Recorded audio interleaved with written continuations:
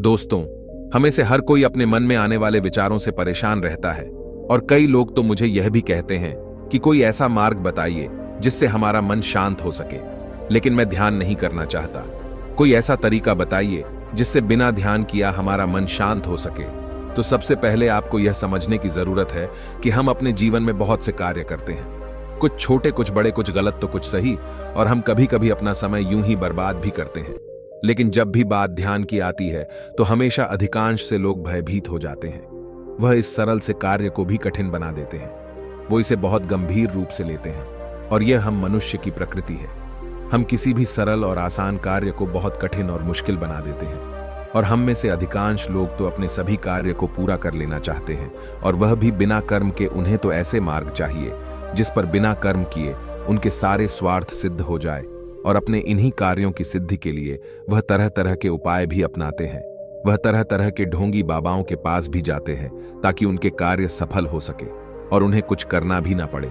और यही कारण है कि इस प्रकार के मनुष्य कभी अपने जीवन में कुछ हासिल नहीं कर पाते, क्योंकि वह तो दूसरों पर निर्भर होते हैं। उन्हें तो अपने कार्य बिना कर्म किए ही पूरे करने हैं, लेकिन वह यह भूल जाते हैं कि बिना कर्म किए कोई भी काम संभव नहीं है। और रही बात ध्यान की, तो ध्यान किए बिना आप अपने मन को कैसे शांत कर सकते हैं? किसी भी चीज को नियंत्रित करने के लिए पहले उसकी प्रकृति को समझाना होता है। इस पृथ्वी पर हर जीव, हर प्राणी की अपनी अपनी प्रकृति है। हर चीज अपने हिसाब से कार्य करती है। हम मनुष्य की भी अलग अलग प्रकृतियां हैं, और हमारी अलग अलग प्रकृतियों के होने का कारण और कोई नहीं बल्कि हमारा मन ही है।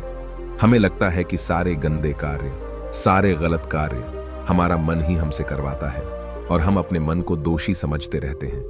लेकिन वास्तविकता तो कुछ और ही है।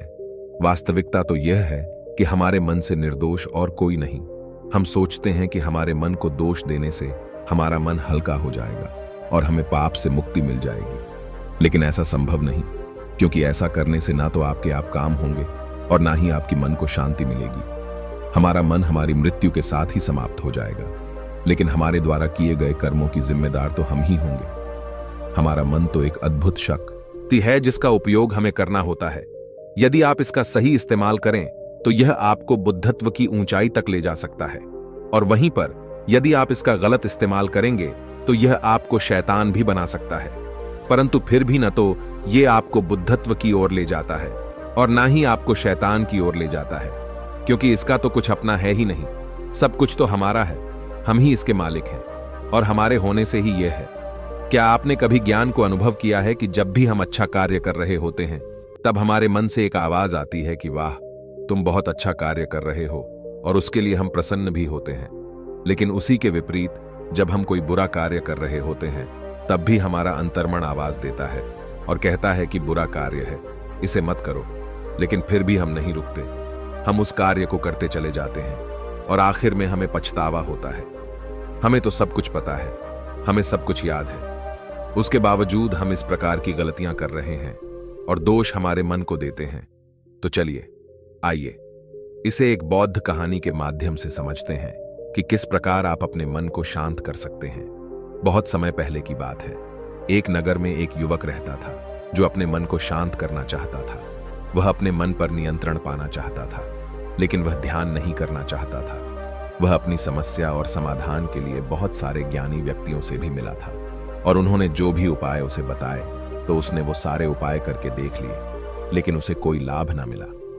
कईयों ने तो उसे मन को शांत करने के लिए मंत्र भी दिए, लेकिन उन मंत्री से भी उस व्यक्ति को कोई लाभ नहीं मिला, जिस कारण वह बहुत परेशान रहने लगा, बहुत चिंतित रहने लगा, और उसकी मन अब पहले से भी ज्यादा बेचैन होने लगा था।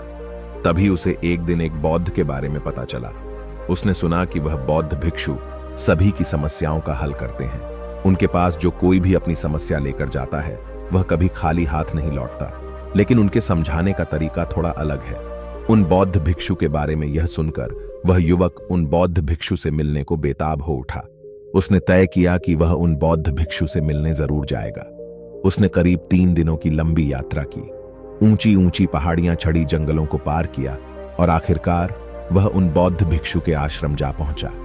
वहां जाकर उस युवक ने उन बौद्ध भिक्षु को प्रणाम किया और कहने लगा, हे गुरुवर, मेरा मन बहुत बेचैन रहता है, मैं इसे अंत करना चाहता हूं। इसके कारण मेरे जीवन में कोई शांति नहीं बची।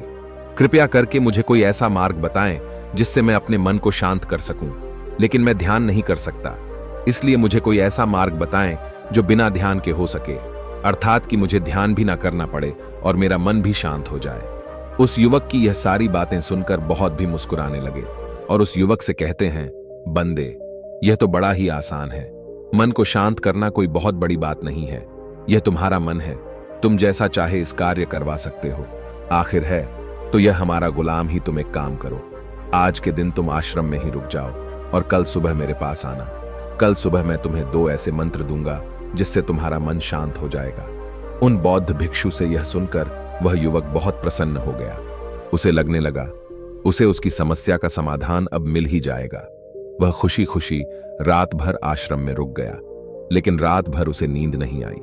वह रात भर केवल यही सोचता रहा कि आखिर वह कौन से 2 मंत्र है जिससे मेरा मन भी शांत हो जाएगा और मेरे वर्षों की समस्या भी हमेशा हमेशा के लिए खत्म हो जाएगी। उसकी खुशी का कोई ठिकाना नहीं था, जिस कारण वह रात भर सो नहीं पाया और सुबह होते ही वह उन बौद्ध भिक्षु के पास पहुंचा और कहने लगा, हे गुरुवर, कल आपने मुझसे कहा था कि मुझे सुबह मिलना।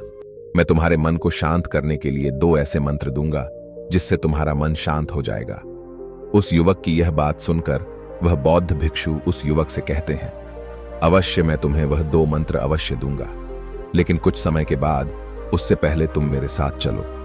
इतना कहकर उस युवक को बैलगाड़ी पर बिठा दिया और खुद भी बैलगाड़ी पर बैठ गए और अपने कुछ शिष्यों से अनाज की कुछ बोरियां उस बैलगाड़ी पर रखवा दी। उसके बाद वह बौद्ध भिक्षु उस युवक से कहते हैं, बंदे, इस बैलगाड़ी को हाँको और आगे लेकर चलो। मैं तुम्हें आगे का रास्ता बताता रहूंगा, क्योंकि हमें अपनी मंजिल पर जल्द से जल्द पहुंचना है और वहीं पर मैं तुम्हें तुम्हारा मंत्र भी दे दूंगा। उन बौद्ध भिक्षु की यह बात सुनकर उस युवक ने बैलगाड़ी हाँकनी शुरू की। वह धीरे धीरे बैलगाड़ी आगे लेकर चल रहा था। रास्ता बहुत खराब था, जगह जगह पर खड्डे थे, लेकिन जैसे तैसे वह युवक बैलगाड़ी को हाँकता हुआ आगे लेकर मंजिल तक पहुंच गया। देखते ही देखते दोपहर का समय हो चुका था। तभी वह बौद्ध भिक्षु उस युवक को लेकर एक कमरे के भीतर गए। उस कमरे में उन बौद्ध भिक्षु के करीब 300 शिष्य थे जो शोर मचा रहे थे, चिल्ला रहे थे। तभी उन बौद्ध भिक्षु ने उस युवक के कान में चिल्लाते हुए कहा, सुनो, मेरा वहां पर एक शिष्य खड़ा है। तुम उसके पास जाओ और उससे कहो कि मैं अनाज की बोरियां ले आया हूं, और फिर वह जो कुछ भी कहेगा वह मुझे आकर तुम बता देना। उस युवक ने उन बौद्ध भिक्षु की बात मान ली। वह उस शिष्य के पास पहुंचा और जोर से चिल्लाकर कहने लगा है, मित्र गुरुदेव अनाज की बोरियां ले आए हैं। लेकिन ऐसा प्रतीत हो रहा था कि मानो उस शिष्य तक उसकी आवाज पहुंची नहीं रही। लेकिन उस शिष्य ने उस युवक को देख लिया था और वह उनसे कुछ कह रहा था, लेकिन वह युवक पर समझ नहीं पा रहा था। तभी उस युवक ने एक बार फिर से जोर से चिल्लाकर कहा, मित्र गुरुदेव अनाज की बोरियां ले आए हैं। एक बार फिर से उस शिष्य ने उस युवक से कुछ कहा, लेकिन वह युवक उस शिष्य की बात समझ न सका।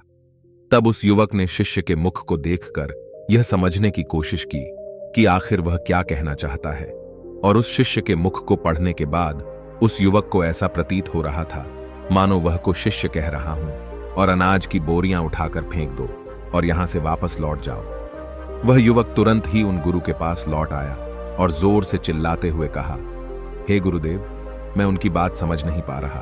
वह कुछ कह तो रहे हैं, लेकिन मैं उनकी बात समझ नहीं पा रहा। लेकिन मुझे ऐसा लगता है कि वह कह रहे हैं कि अनाज की बोरियां उठाकर फेंक दो। तभी उन बौद्ध भिक्षु ने सभी शिष्यों को शांत होने का आदेश दिया और वहां पर उपस्थित हर एक शिष्य और बौद्ध भिक्षुक की आवाज सुनकर एकदम शांत हो। क्या मानो उस बड़े से कमरे में सन्नाटा छा गया और वह युवक जिस शिष्य से पूछ रहा था वह शिष्य अब भी कुछ कह रहा था। तभी उन बौद्ध भिक्षु ने उस युवक से कहा, सुनो, वह क्या कहना है। जब उस युवक ने ध्यान से सुना तो वह शिष्य कह रहा था, बुद्धम शरणम गच्छामि, धम्मम शरणम गच्छामि, संघम शरणम गच्छामि। यह सुनकर वह युवक उन बौद्ध भिक्षु से कहता है, हे गुरुवर, उनकी आवाज तो यहां तक आ रही है और वो भी साफ और स्पष्ट, आप भी तो सुन सकते हैं। इस पर वह बौद्ध भिक्षु उस युवक से कहते हैं, बंदे, वह कब से यही तो कह रहा है और तुम मुझसे कह रहे थे कि वह कह रहा है कि अनाज की पूरियां उठाकर फेंक दो। तभी वह युवक कहता है, मैं उनकी बात कैसे समझ पाता। इस कमरे में इतना शोर था, लोग इतना चिल्ला रहे थे कि किसी की भी आवाज साफ और स्पष्ट सुनाई ही ना दे। आखिर किसी की आवाज सुनने के लिए, उनकी बात समझने के लिए शांति तो चाहिए ही। इस पर वो बौद्ध भिक्षु उस युवक से कहते हैं, तो फिर यहां पर शांति कैसे हुई? तभी वह युवक कहता है, हे गुरुवर, आपके आदेश पर जब सब लोग शांत हो गए तो इस कमरे में मानो इस कमरे में सन्नाटा छा गया। हर कोई यहां पर बिल्कुल शांत हो गया और सभी की आवाजें बिल्कुल साफ और स्पष्ट हो गई। तभी वह बहुत भिक्षु मुस्कुराने लगे और उस युवक से कहते, हैन बंदे, मैं तुम्हें यही तो समझाने का प्रयास कर रहा हूं। मान लो कि यह बड़ा सा कैमरा तुम्हारा मन है और इसमें बैठे हुए सभी लोग तुम्हारे विचार हैं और हर कोई यहां पर कुछ ना कुछ कह रहा है, चिल्ला रहा है, शोर मचा रहा है। ऐसे में तुम अपने मन की शांति कैसे पा सकते हो? तुम्हारा मन तो अशांति से भरा पड़ा है। तो इसके लिए पहले तुम्हें मन में शांति लानी पड़ेगी और उसके लिए सबसे पहले तुम्हें चुप होना पड़ेगा। बिना चुप हुए भला मन कैसे शांत होगा?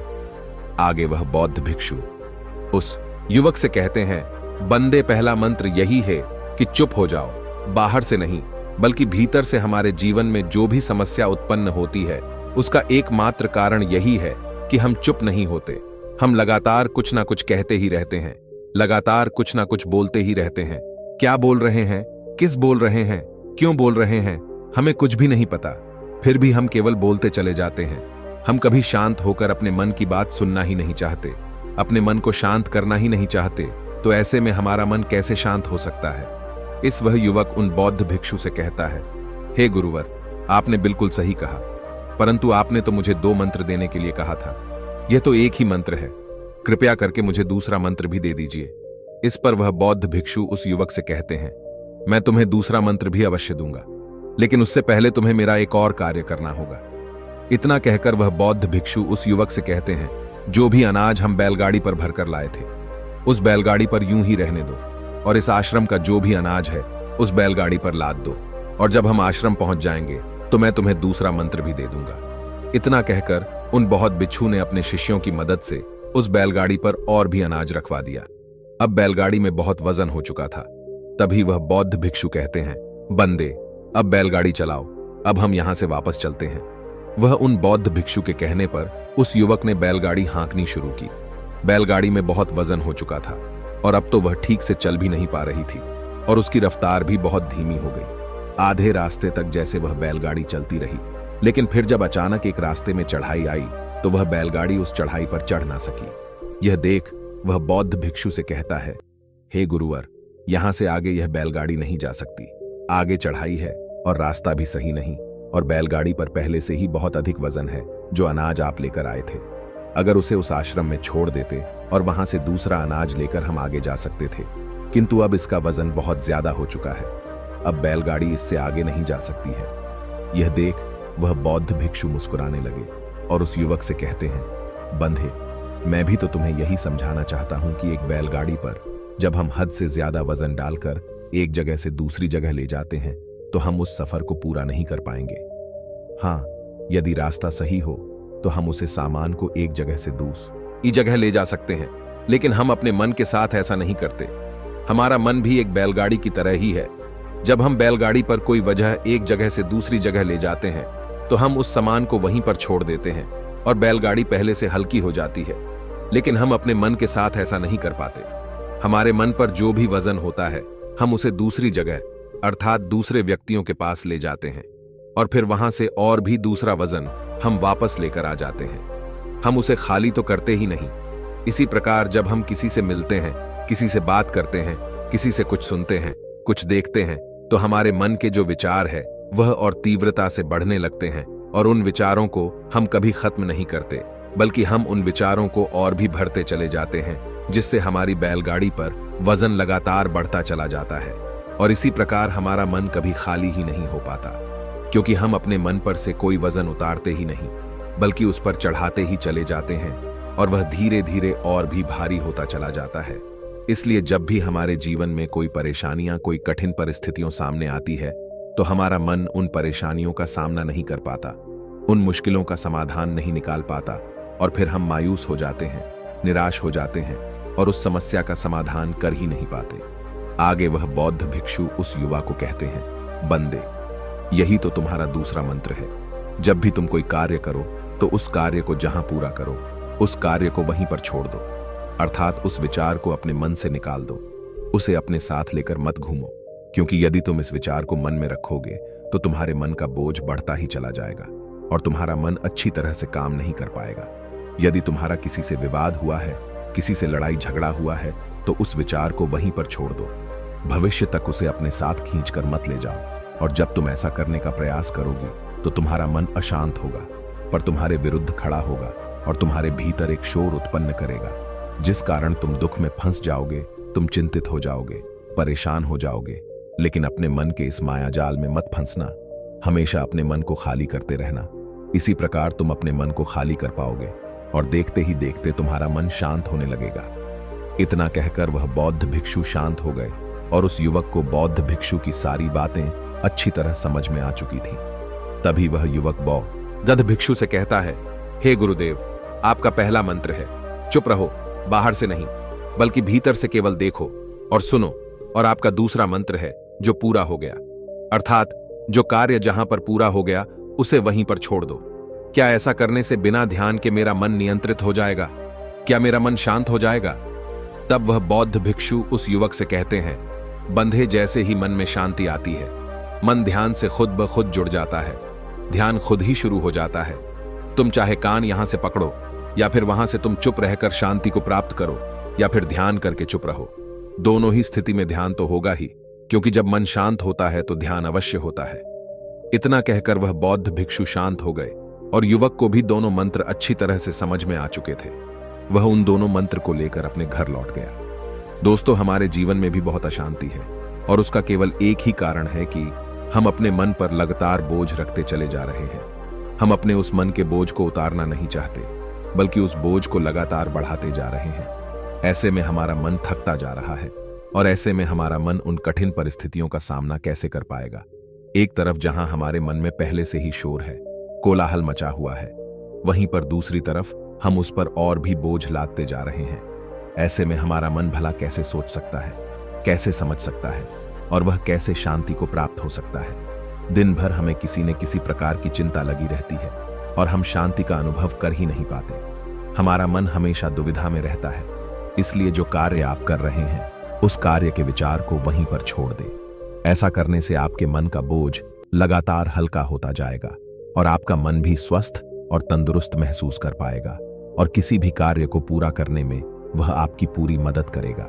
वह अपना पूरा योगदान देगा और आपका मन किसी भी कार्य में बड़ी आसानी से लग सकेगा।